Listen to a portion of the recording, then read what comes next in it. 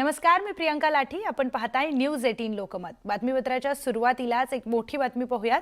एकनाथ खडसे यांच्या घराणेशाहीवरून मंत्री गिरीश महाजनांनी एकनाथ खडसेंवर टीका केली आहे. एकनाथ खडसे यांनी आतापर्यंत घराणेशाहीचं राजकारण केलं असून एकनाथ खडसेंची बेगानी शादी में अब्दुल्ला दिवाना अशी अवस्था झाली आहे, अशी टीका महाजन यांनी केली.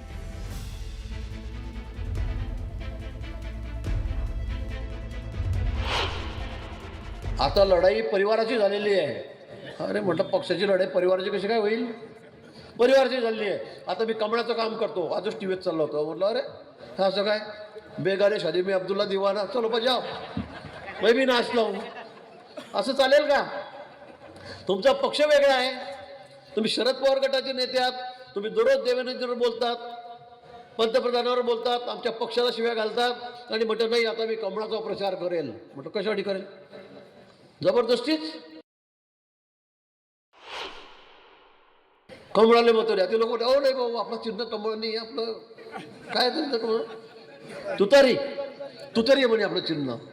भुसावले गेले ते कमळाला मत द्या. तेव्हा तू घड्या, पण त्यांना समजत नाही मत कशावर मागायचे, कोणत्या काळात कुठे गेला. म्हणजे एवढी अवस्था जी या ठिकाणी झालेली आहे.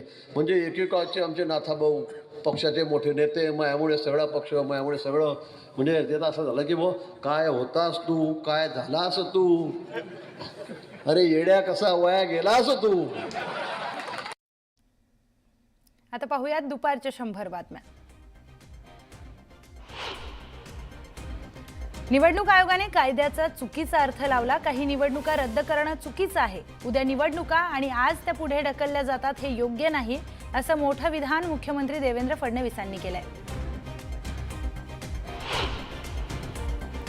माझ्या अभ्यासानुसार निवडणुका पुढे ढकलता येत नाहीत, पण निवडणूक आयोग कुठला कायदा काढतोय माहीत नाही, असं मुख्यमंत्री म्हणालेत.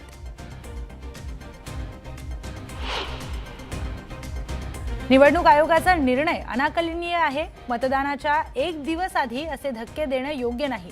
हा निर्णय कोणत्या नियमातून केला त्याचा अभ्यास करावा लागेल, असं चंद्रशेखर बावनकुळे म्हणाले.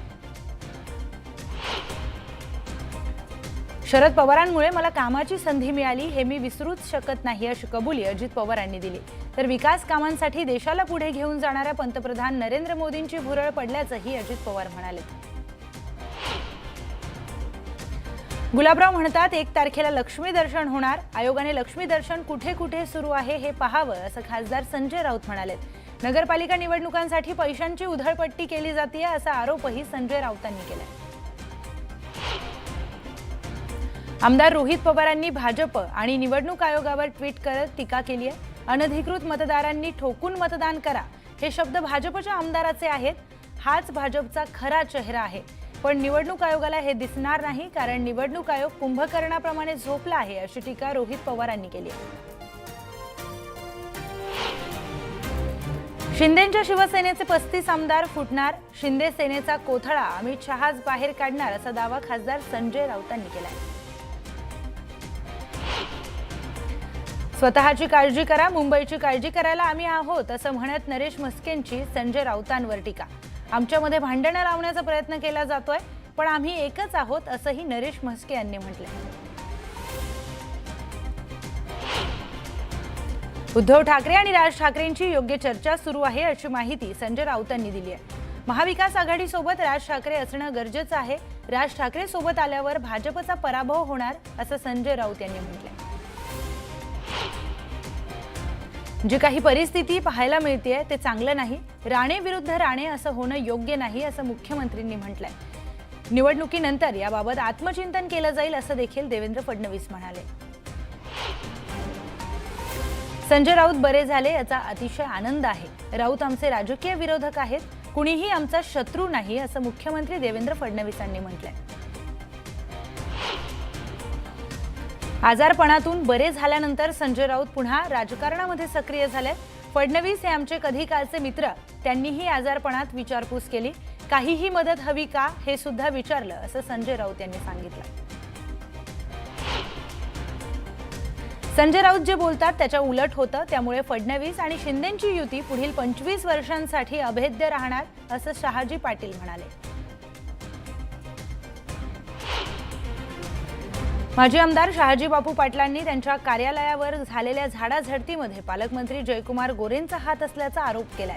ओबीसी चेहरा म्हणून गोरे मुख्यमंत्री पदाची स्वप्ने बघत आहेत असा घणाघात देखील शहाजी बापू पाटलांनी केलाय. शहाजी पाटलांच्या कार्यालयावरील छापेमारीवरून मुख्यमंत्री देवेंद्र फडणवीसांनी प्रतिक्रिया दिली आहे. सूडबुद्धीनं कुणावरही धाड टाकली जात नाही, तक्रार आल्यानंतर धाड टाकली जाते असंही मुख्यमंत्री म्हणाले.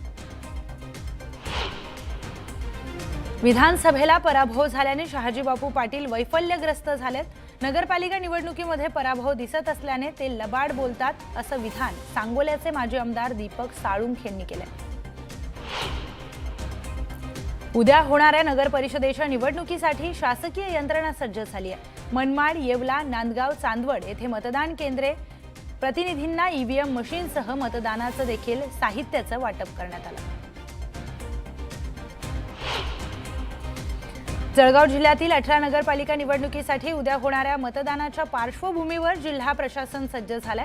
मतदान प्रक्रियेचे सुरळीत संचालन व्हावे, कोणतीही अडचण निर्माण होऊ नये यासाठी शिक्षकांसह विविध विभागांमधील प्रशासकीय कर्मचाऱ्यांना मतदानासाठी आवश्यक असणाऱ्या साहित्याचं वाटप करण्यात येत आहे. सांगलीतील जत नगर परिषदेच्या नगराध्यक्षपदाचे राष्ट्रवादीचे उमेदवार सुरेश शिंदेंच्या घरावर आणि गाडीवर अज्ञातांकडून आज पहाटेच्या सुमारास दगडफेक करण्यात आली.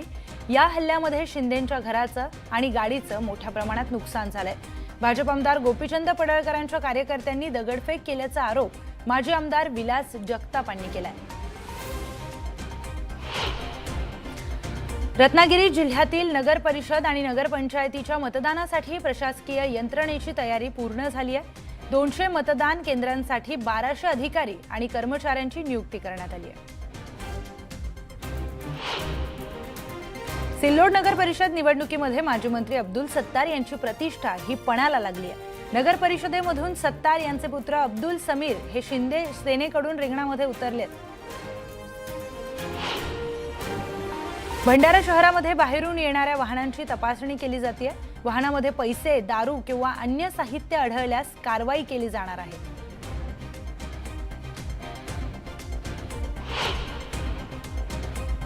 भंडाऱ्यामध्ये 5 निवडणूक अधिकारी आणि कर्मचारी पोस्टल बॅलेट विना मतदानापासून वंचित राहण्याची शक्यता आहे.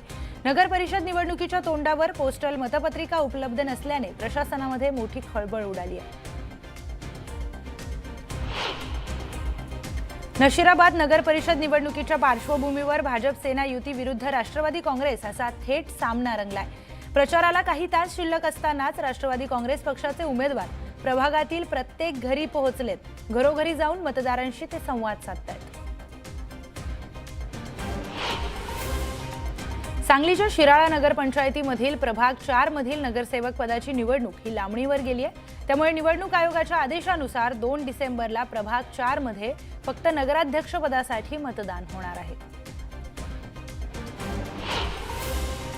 तळेगाव नगर परिषदेच्या मतदानासाठी वापरण्यात येणारी ईव्हीएम मशीन आज 71 मतदान केंद्रांकडे रवाना होत आहे. पोलीस बंदोबस्तामध्ये होत असलेल्या या वाहतुकीवर सतत करडी नजर ठेवली जाणार आहे. भुसावळमध्ये मतदानासाठी स्ट्रॉंग रूम मधून कर्मचाऱ्यांना ईव्हीएम मशीनसह मतदान केंद्राचं साहित्य हे वाटप करण्यात आलं. न्यायालयामध्ये अपील दाखल असल्यामुळे 6 मतदान केंद्रांवरील मतदान प्रक्रिया ही पुढे ढकलण्यात आल्याने 6 मतदान केंद्रांवर उद्या मतदान होणार नाही.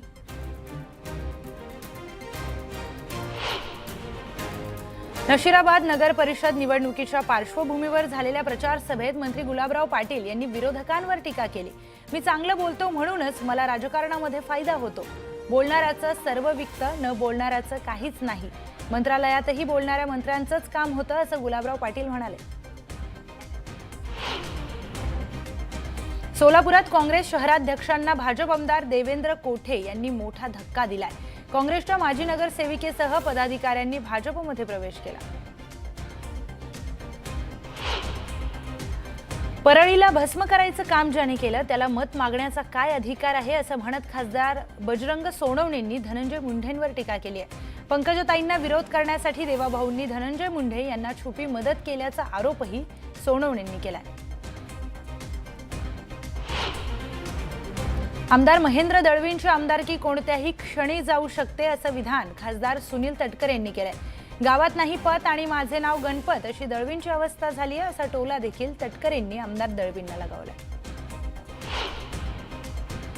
अनेक मुख्यमंत्री येतील, आश्वासन देतील, पण ईश्वरपूर शहराची काळजी मलाच घ्यायची आहे असं जयंत पाटलांनी म्हटलंय। ईश्वरपूर शहराचा विकास कोणालाच करायचा नाही, सर्वांचा उद्देश मला पराभूत करण्याचा आहे असा टोला जयंत पाटलांनी मुख्यमंत्र्यांना लगावलाय।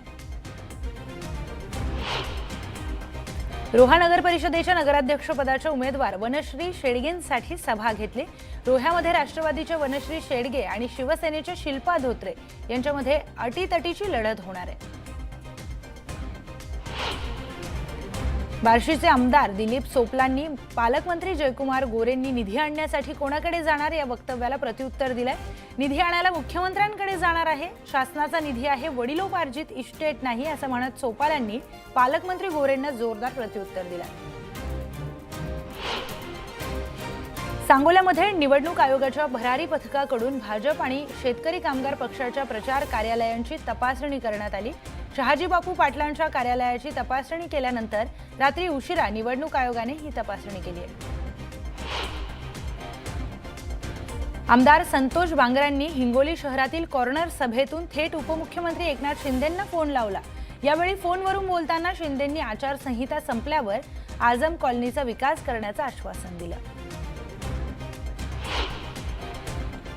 साताऱ्यातील कराड आणि मलकापूर नगर परिषद निवडणुकीमध्ये महायुती आणि महाविकास आघाडीतील घटक पक्षांनी एकत्रित येत भाजपला आव्हान दिलंय। महाविकास आघाडीतील एक माजी मंत्री आणि एक माजी मुख्यमंत्री यांच्यासह महायुतीतीलच 2 मंत्री हे भाजप विरोधात असल्याची तक्रार कराडच्या भर सभेत अतुल भोसलेंनी थेट मुख्यमंत्र्यांकडे केली आहे। तर भाजप आमदार श्वेता महालेंनी फेसबुकवर केलेली पोस्ट चर्चेमध्ये आली आहे। नगराध्यक्ष हवा की घराणेशाहीचा स्टॅम्प अशी पोस्ट महालेंनी केली आहे। भाजपमधल्या अनेक नेत्यांनी स्वतःच्याच घरात उमेदवाऱ्या दिल्याने महालेंचा निशाणा नक्की कोणाकडे आहे याची चर्चा रंगली आहे। कराड नगर परिषद निवडणुकीमध्ये नगराध्यक्षपदाच्या शर्यतीत 4 पक्षांच्या उमेदवारांसह 5 अपक्ष उमेदवार रिंगणामध्ये आहेत। शिवसेनेकडून डावललेले रणजित पाटील यांनी अपक्ष अर्ज भरलाय। त्यांच्या उमेदवारीमुळे प्रचारात रंगत आली आहे। त्यांना मिळणाऱ्या मतांचा फटका कोणाला बसणार याची चर्चा कराडमध्ये सुरू झाली आहे। अकलूजमध्ये राजकीय वातावरण तापलंय। आडनाव गोरे, धंदे मात्र काळे असं म्हणत शरद पवार गटाच्या मेहबूब शेख यांनी मंत्री जयकुमार गोरेंवर निशाणा साधलाय। दरम्यान ही नशेत केलेली टीका आहे, नशा उतरली की कळेल असं प्रत्युत्तर गोरेंनी दिलंय। मुख्यमंत्री देवेंद्र फडणवीसांच्या उरणच्या नगराध्यक्षपदाच्या भाजप उमेदवार शोभा कोळी शाह यांच्या प्रचारासाठी आयोजित केलेल्या सभेला फोनवरून त्यांनी संबोधित केलं। सर्व उमेदवारांना प्रचंड मतांनी विजयी करा असं आवाहन मुख्यमंत्री फडणवीसांनी केलंय। तळेगाव नगर परिषदेच्या नगराध्यक्षपदाच्या निवडणुकीमध्ये शेवटच्या टप्प्यात चुरस वाढली आहे। महायुतीचे उमेदवार संतोष दाभाडे यांच्या समोर अपक्ष उमेदवार किशोर भेगडेंनी आव्हान उभं केलंय। प्रभावी प्रचार मोहीम ही राबवत आघाडी घेतली आहे। आणखी काही वेगवान स्वरूपातल्या घडामोडी आपण पाहणार आहोत। तुर्तास एक छोटासा ब्रेक।